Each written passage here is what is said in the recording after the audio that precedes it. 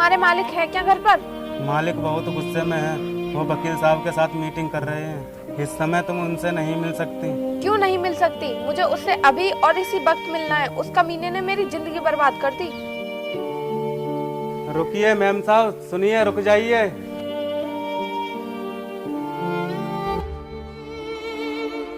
ए, तू यहाँ कैसे आई? या तो मुझे वो पैसे वापस कर या फिर मुझे इस कंपनी में 50% का पार्टनर बना। पागल हो गई है तू? तेरे पति ने कोई पैसा नहीं लगाया है। भगवान से डर कमीने, तू अपने छोटे से फायदे के लिए हमें बर्बाद नहीं कर सकता। देखिए बहन जी, ये पूरी कंपनी इनके नाम पर है, इसमें कोई पार्टनर नहीं है। बेहतर यही होगा कि आप अपना कोई दूसरा काम स्टार्ट कर लो, यहाँ से उम्मीद मत रखना। दूसरा काम कैसे करूं वकील साहब? मेरे पति ने घर जमीन और गहने बेचकर इस आदमी को पैसे दिए थे। अब अगर मेरे पास कुछ बचा हो तो मैं दूसरा काम करूंगी। ये ले 50,000, इनसे कहीं जाकर दूसरे शहर में अपना काम स्टार्ट कर लेना। और हाँ, दोबारा मुझे यहाँ आकर अपनी कभी शक्ल मत दिखाना।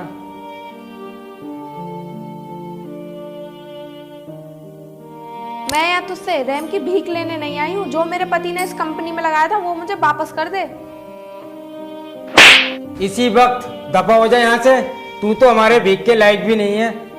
मैं अपना अधिकार लिए बिना यहाँ से नहीं जाऊंगी।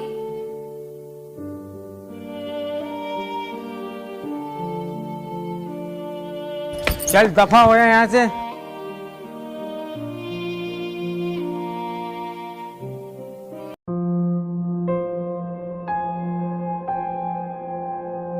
वैसे कितना पैसा दिया था इसके पति ने आपको?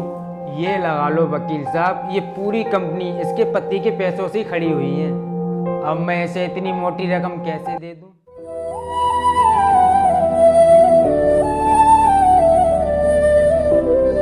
बेचारी का सब कुछ बर्बाद हो गया, अब पता नहीं कैसे जिंदगी कटेगी इसकी।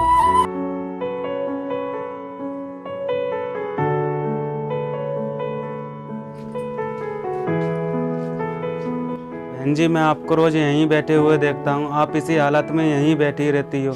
आपने खाना खाया या नहीं? मेरे घर में कुछ खाने के लिए होगा तभी तो खाऊंगी ना। बहन जी, आप कोई काम क्यों नहीं कर लेती? इतनी बड़ी दुनिया में मुझे कोई काम देने के लिए ही तैयार नहीं है। मेरे पास कोई काम होगा तभी तो करूंगी ना। आपके घर में भी कुछ खाने पीने के लिए नहीं है?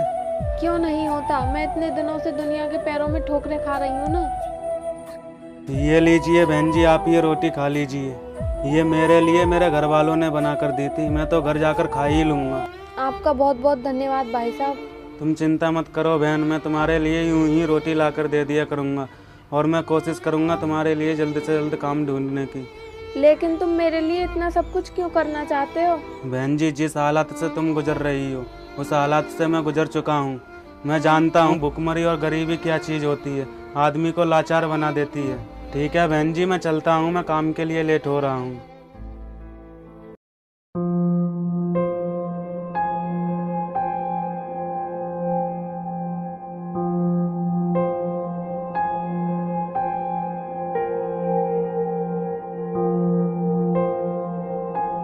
ये तुम्हारा नौकर कहाँ जा रहा है? वही तो मैं सोच रहा हूँ, ये यहाँ कैसे? लो बहन जी खाना। भैया, आप मुझे ऐसे कब तक खाना खिलाते रहोगे? अच्छा, ये इस औरत के लिए खाना लेकर आया है, वो भी हमारी दुश्मन के लिए। घर जाकर बताता हूँ इस नौकर को।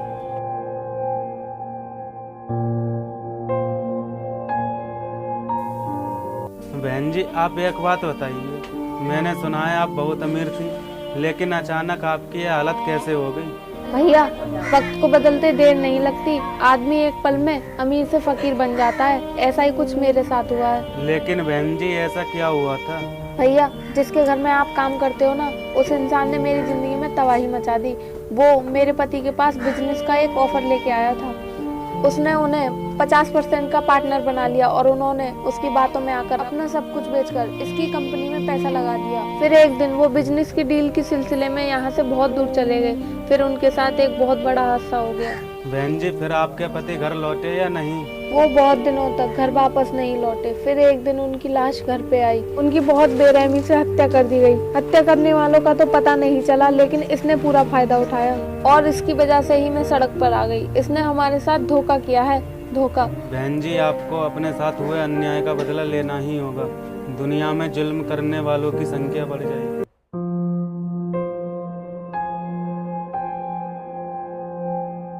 नमक हराम, तू खुद हमारे टुकड़ों पर पलता है और तू उस भिखारिन को टुकड़े देता है। मालिक, वो औरत बहुत भूखी थी। वो औरत हमारी दुश्मन है और जो आदमी उसकी सहायता करेगा वो भी हमारा दुश्मन होगा। लेकिन मालिक, मैंने एक मजबूर औरत की सहायता करके इसमें क्या गलत कर दिया?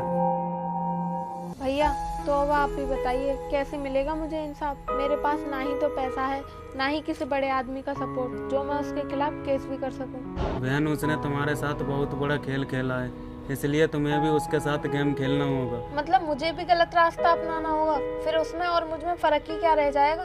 ये सब तुम अपने अधिकार पाने के लिए कर रही हो और अपने आप को न्याय दिलाने के लिए, लेकिन उसने ये सब आपको बर्बाद करने के लिए और अपने फायदे के लिए किया था। ठीक है, मैं तैयार हूँ, बोलो क्या करना है।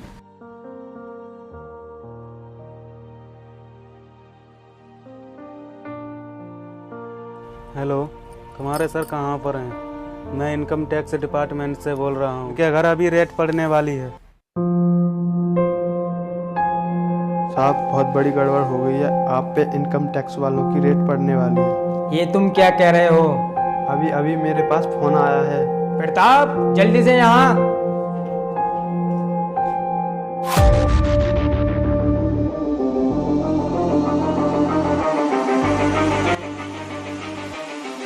तुम ये बैग लेकर जाओ और हमारे पुराने वाले गोदाम पर पहुंचे जाओ। मैं मैनेजर को फोन कर दूंगा, वो संभाल कर वहां पर रख देगा।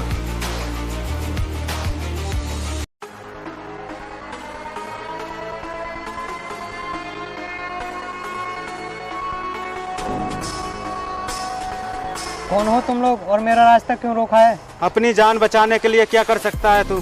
क्या तुम मुझे मारना चाहते हो? जरूरत पड़ी तो पहले जितना पूछा है उतना जवाब दे। कुछ भी? तो ये बैग हमें दे दे और चुपचाप यहाँ से निकल जा।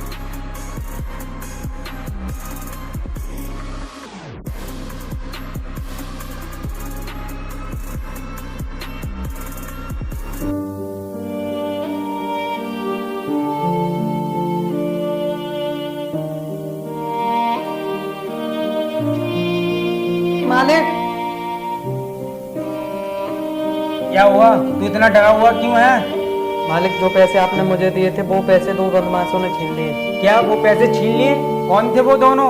तूने उन दोनों को पहचाना नहीं? मालिक, उन दोनों ने अपने मुंह पर रुमाल बांध रखा था।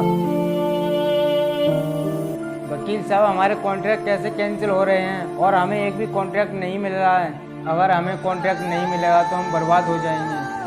साहब, आपको नहीं पता, हमारे यहाँ नई कंपनी खुली है, सारे कॉन्ट्रैक्ट उसे मिल रहे हैं। क्या उसे मिल रहे हैं? हमें उस कंपनी मालिक से बात करनी पड़ेगी, नहीं तो हमें बर्बाद होने में ज़्यादा टाइम नहीं लगेगा। ठीक कह रहे हो साहब जी। साहब, आपकी कंपनी किसी ने सील कर दी। क्या बोल रहे हो तुम? हाँ साहब, हमारी कंपनी किसी ने बंद कर दी। हम पे फ्रॉड करने का आरोप लगा है। फ्रॉड करने का आरोप? लेकिन हमने किसके साथ फ्रॉड किया है?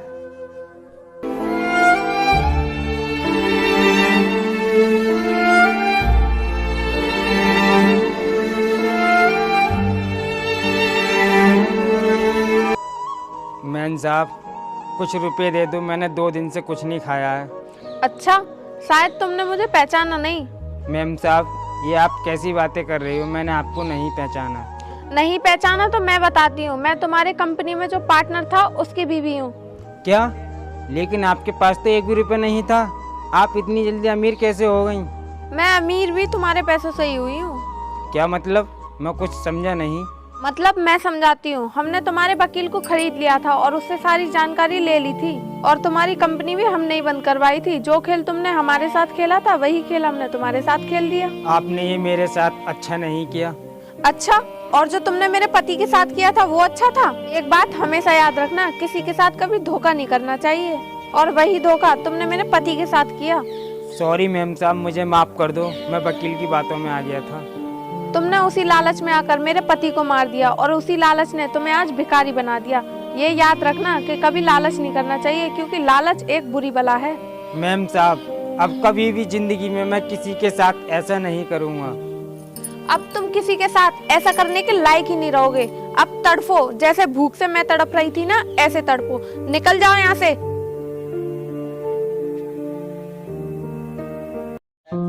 हेलो गाइस, तो कैसे हैं आप सभी? कमेंट करके जरूर बताएं, और आपको हमारी वीडियो कैसी लगी कमेंट करके जरूर बताएं। अच्छी लगी हो तो एक लाइक जरूर करें, और चैनल को सब्सक्राइब नहीं कर रखा हो तो चैनल को कर दें सब्सक्राइब। चैनल का नाम है हनी यूट्यूबर।